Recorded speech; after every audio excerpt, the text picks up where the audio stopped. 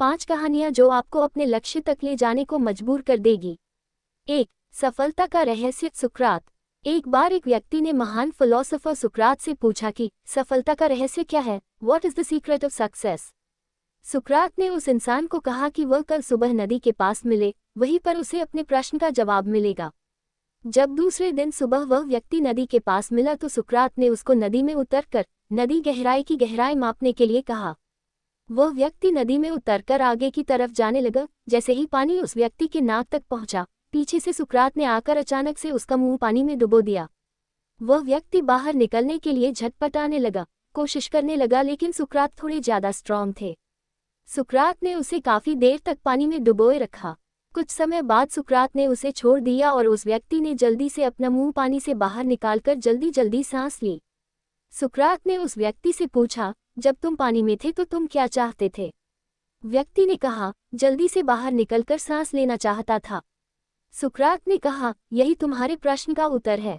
जब तुम सफलता को उतनी ही तीव्र इच्छा से चाहोगे जितनी तीव्र इच्छा से तुम सांस लेना चाहते हैं, तो तुम्हें सफलता निश्चित रूप से मिल जाएगी। 2. अभ्यास का महत्व। प्राचीन समय में विद्यार्थी गुरुकुल में रहकर ही पढ़ा करते थे। बच्चे को शिक्षा ग्रहण करने के लिए गुरुकुल में भेजा जाता था।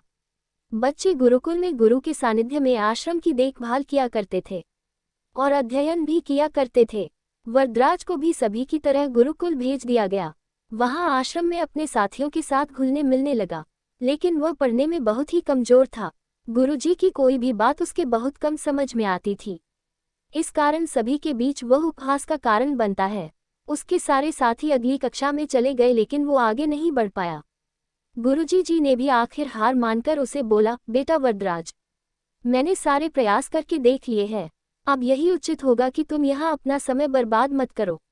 अपने घर चले जाओ और घरवालों की काम में मदद करो। वरदराज ने भी सोचा कि शायद विद्या मेरी किस्मत में नहीं है, और भारी मन से गुरुकुल से घर के लिए निकल गया। दोपहर का समय था। रास्ते में उसे प्यास लगने लगी। इधर उधर देखने पर उसने पाया कि थोड़ी दूर पर ही कुछ महिलाएं कुएं से पानी भर रही थी। वह कुएं के पास गया। वहां पत्थरों पर रस्सी के आने जाने से निशान बने हुए थे, तो उसने महिलाओं से पूछा, ये निशान आपने कैसे बनाए? तो एक महिला ने जवाब दिया, बेटे ये निशान हमने नहीं बनाए। ये तो पानी खींचते समय इस कोमल रस्सी के बार बार आने जाने से ठोस पत्थर पर भी ऐसे निशान बन गए हैं। वरदराज सोच में पड़ गया। उसने विचार किया कि जब एक कोमल से रस्सी के बार बार आने जाने से एक ठोस पत्थर पर गहरे निशान बन सकते हैं, तो निरंतर अभ्यास से मैं विद्या ग्रहण क्यों नहीं कर सकता। वरदराज ढेर सारे उत्साह के साथ वापस गुरुकुल आया और अथक कड़ी मेहनत की। गुरुजी ने भी खुश होकर भरपूर सहयोग किया।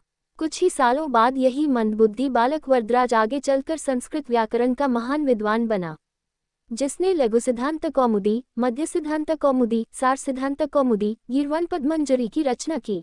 शिक्षा मॉरल। दोस्तों, अभ्यास की शक्ति का तो कहना ही क्या है। यह आपके हर सपने को पूरा करेगी। अभ्यास बहुत जरूरी है, चाहे वो खेल में हो या पढ़ाई में या किसी और चीज में। बिना अभ्यास के आप सफल नहीं हो सकते हो। अगर आप बिना अभ्यास के केवल किस्मत के भरोसे बैठे रहोगे, तो आखिर में आपको पछतावे के सिवा और कुछ हाथ नहीं लगेगा। इसलिए अभ्यास के साथ धैर्य, परिश्रम और लगन रखकर आप अपनी मंजिल को पाने के लिए जुट जाए। 3. अभिनव बिंद्रा। जिद और जुनून ने दिलाया गोल्ड। ओलंपिक में भारत को गोल्ड मेडल मिलने से हर भारतवासी खुशी से झूम उठा। बिंद्रा की जिद और जुनून ने उन्हें इस मुकाम पर पहुंचाया है। बैंकॉक में हुए वर्ल्ड शूटिंग चैंपियनशिप में बिंद्रा की टीममेट रही इंटरनेशनल शूटर श्वेता चौधरी ने कहा कि बिंद्रा ने जो कहा वह कर दिखाया। श्वेता मामूली अंतर से ओलंपिक टीम में जगह बनाने में नाकाम रही। श्वेता ने बताया कि बिंद्रा ओलंपिक गोल्ड के लिए पिछले 4 साल से अनवरत मेहनत कर रहे थे।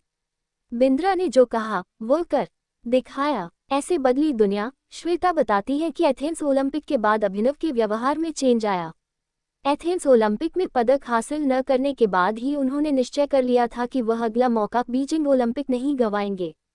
एक स्मरण सुनाते हुए श्वेता ने कहा कि बैंकॉक में वर्ल्ड चैंपियनशिप के दौरान जब भारतीय टीम के अन्य शूटर शाम को शहर घूमने गए थे, बिंद्रा जिम में एक्सरसाइज कर रहे थे।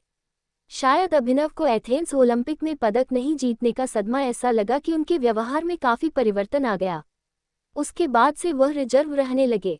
इसके पहले वह साथियों के बीच आकर हंसी मजाक करते थे। इसके बाद वह लगातार विदेशों में जाकर प्रैक्टिस करते रहे। श्वेता ने बताया कि बिंद्रा ने स्वयं ही अपने लिए प्राइवेट कोच, पैडोलॉजिस्ट व फिजियो नियुक्त किया था। इसके बावजूद छोटी प्रतियोगिताओं में उनके मेडल न जीतने पर कई बार उनकी आलोचना भी हुई, परंतु उनको जानने वाले जानते थे कि अभिनव में वह क्षमता है जो वक्त आने पर बड़ी प्रतियोगिता में अवश्य दिखेगा। उनका टारगेट ओलंपिक ही था। 4. भारत रत्न प्राप्त डॉक्टर एपीजे अब्दुल कलाम। अब्दुल कलाम का जन्म 15 अक्टूबर 1931 को तमिलनाडु के एक गांव धनुषकोडी में हुआ था। इनके पिता मछुआरों को किराए पर नाव देते थे। कलाम ने अपनी पढ़ाई के लिए धन की पूर्ति हेतु अखबार बेचने का कार्य भी किया।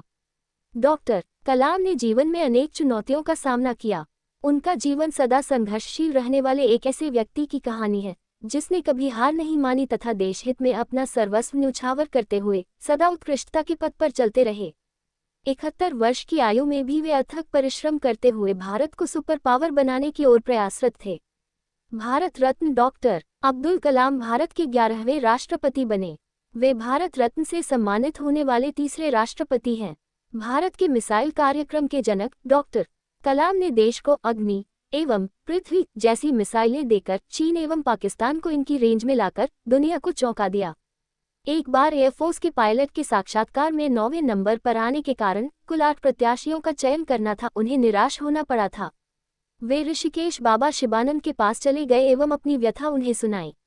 बाबा ने उन्हें कहा, accept your destiny and go ahead with your life. You are not destined to become an air force pilot. What you are destined to become is not revealed now, but it is predetermined. Forget this failure, as it was essential to lead you to your existence. Become one with yourself, my son. Surrender yourself to the wish of God. बाबा शिवानंद का कहने का अर्थ ये था कि असफलता से निराश होने की आवश्यकता नहीं। यह असफलता आपकी दूसरी सफलताओं के द्वार खोल सकती है। तुम्हें जीवन में कहाँ पहुँचना है, इसका पता नहीं। आप कर्म करो, ईश्वर पर विश्वास करो। डॉक्टर कलाम का जीवन हर उस नवयुवक के लिए आदर्श प्रेरणा स्रोत है जो अपने जीवन में एक असफलता मिलने पर ही निराश हो जाते हैं। डॉक्टर कलाम ने अपने सारे जीवन में निस्वार्थ सेवा कार्य किया। उनका राष्ट्र प्रेम और उनका देशभक्ति का जज्बा हर भारतीय के लिए सबक एवं प्रेरणा का पुंज है और हमेशा रहेगा। 5. महान गणितज्ञ रामानुजन। धुन के पक्के। रामानुजन का जन्म एक गरीब परिवार में 22 दिसंबर 1887 को तमिलनाडु के एरोड कस्बे में हुआ था। उनके पिता एक साड़ी की दुकान पर क्लर्क का काम करते थे। रामानुजन के जीवन पर उनकी मां का बहुत प्रभाव था। जब वे 11 वर्ष के थे तो उन्होंने एस.एल. लोनी द्वारा लिखित गणित की किताब की पूरी मास्टरी कर ली थी। गणित का ज्ञान तो जैसे उन्हें ईश्वर के यहाँ से ही मिला था। 14 वर्ष की उम्र में उन्हें मेरिट सर्टिफिकेट्स एवं कई अवार्ड मिले।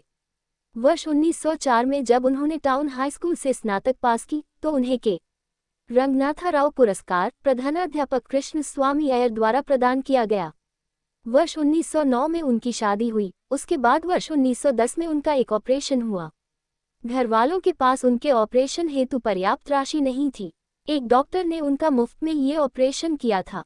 इस ऑपरेशन के बाद रामानुजन नौकरी की तलाश में जुट गए। वे मद्रास में जगह जगह नौकरी के लिए घूमे। इसके लिए उन्होंने ट्यूशन भी किए। वे पुनः बीमार पड़ गए।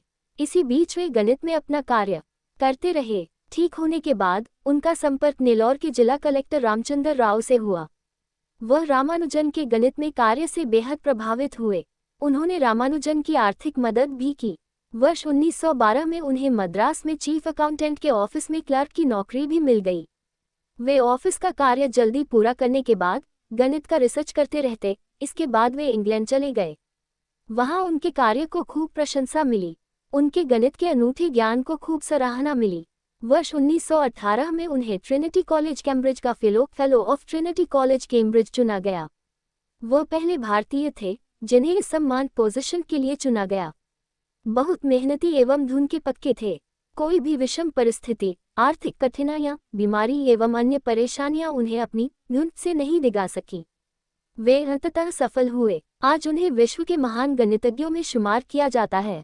32 वर्ष की छोटी उम्र में ही इस प्रतिभाशाली व्यक्ति का देहावसान हो गया। दुनिया ने एक महान गणितज्ञ को खो दिया। आपको हमारी ये real life stories in Hindi motivational stories कैसी लगी? कमेंट में अपनी प्रतिक्रिया जरूर दें।